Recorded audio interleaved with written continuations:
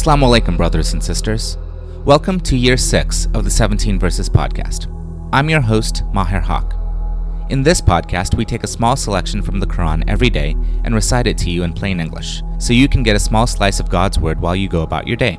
By averaging 17 verses per day, we're able to break the Quran down into manageable pieces and finish it in 1 year. If you enjoy the podcast, please help spread the word. Tell your friends and family, subscribe in iTunes or Stitcher or wherever you get your podcasts, and write us a review. Show notes and a text episode can be found at 17verses.com. That's the numbers 17verses.com. Today's selection concludes Surah 77, Al-Mursalãt, or Those Sent Forth, verses 29 through 50. These verses speak of the day of judgment, when the disbelievers will be made to walk towards the fires of hell, and the righteous will be given all they desire. Finally, a warning is delivered to the disbelievers. Tafseer for this selection explains the double allegory of the yellow sparks contained in verses 32 and 33. Bismillahir-Rahmanir-Rahim. In the name of Allah, most gracious, most merciful. On the day of judgment it will be said to the disbelievers, walk on towards hell, which you used to deny.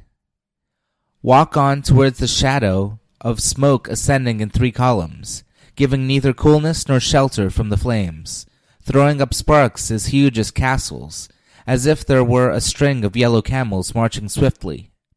Woe on that day to the disbelievers! On that day they shall not be able to speak, nor be given permission to offer their excuses. Woe on that day to the disbelievers! Such will be the day of judgment. We shall assemble you and your past generations. Now if you have a plot, use it against me. Woe on that day to the disbelievers! Surely the righteous shall dwell amidst cool shades and springs, and shall have whatever fruits they desire. We shall say to them, eat and drink to your heart's content. This is the reward for your good deeds. Thus shall we reward the righteous. Woe on that day to the disbelievers! Eat and enjoy yourselves for a little while. Surely you are criminals. Woe on that day to the disbelievers! When they are asked to bow down before Allah, they do not bow down. Woe on that day to the disbelievers! In what statement after this Quran will they believe? Ameen.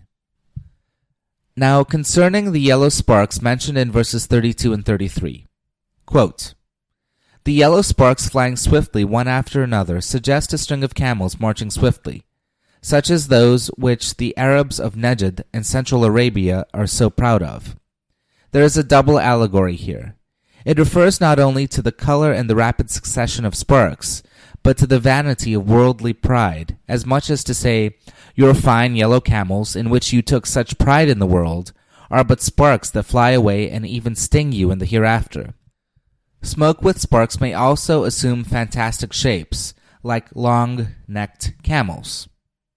Unquote. This concludes today's episode of the 17 Verses podcast. I hope that this selection helps increase your understanding of the Holy Quran just a little bit.